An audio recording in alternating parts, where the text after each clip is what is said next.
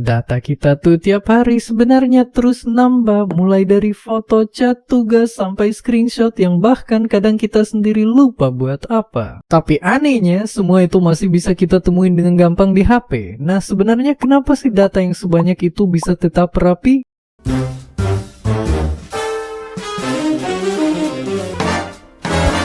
Sebelum ke situ, kita mulai dari yang paling dasar dulu. Jadi data itu sebenarnya cuma fakta mentah. Misalnya angka suhu badan kamu 37 derajat, 38 derajat, 39 derajat. Itu masih sekadar data. Tapi begitu kamu mikir, wah ini kayaknya sakit, harus ke rumah sakit nih. Nah, itu baru jadi informasi. Biar gampang dibayangin, data itu kayak bahan masakan seperti wortel, kentang, dan bawang. Kalau cuma berdiri sendiri, ya cuma bahan. Tapi kalau dimasak jadi sup, itu baru jadi sesuatu yang punya arti. Sama kayak data yang diolah jadi informasi. Masalahnya kalau data makin banyak tapi disimpan asal-asalan, ya pasti bakal berantakan. Kebayangkan kalau semua data disimpan di kertas atau file yang acak, pasti nyarinya ribet. Nah, makanya ada yang namanya basis data. Basis data itu simpelnya tempat buat nyimpen data biar rapi, terstruktur, dan gampang dicari. Ibarat lemari tapi versi digital. Jadi kalau kamu butuh sesuatu tinggal cari, langsung ketemu. Nggak perlu bongkar semuanya satu-satu. Terus, yang ngatur semua ini ada sistemnya juga, namanya DBMS atau Database Management System.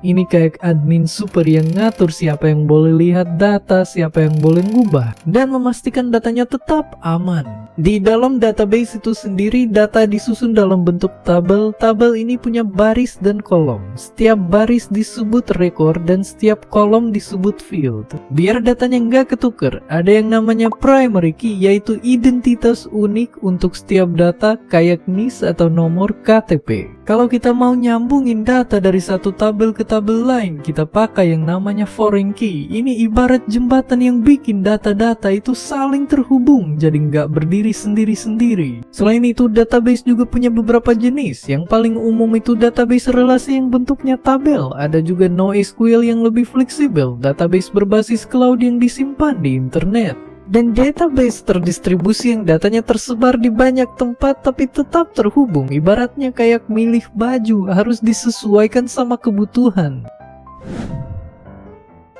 Nah, supaya kita bisa berinteraksi dengan database, kita butuh bahasa khusus yang namanya SQL. Dengan SQL kita bisa nambah data, mengubah data, sampai menghapus data. Kalau dianalogin, SQL itu kayak remote control dan database itu TV. Tanpa remote kita bakal susah ngatur semuanya. Jadi kesimpulannya, data itu bahan mentah, informasi itu hasil olahannya, dan database itu tempat buat nyimpen semuanya biar tetap rapi dan gampang dipakai. Soalnya kalau enggak, hidup kita bakal penuh sama file dengan nama kayak gini yang ujung-ujungnya malah bikin pusing sendiri. Dan seperti biasa, terima kasih.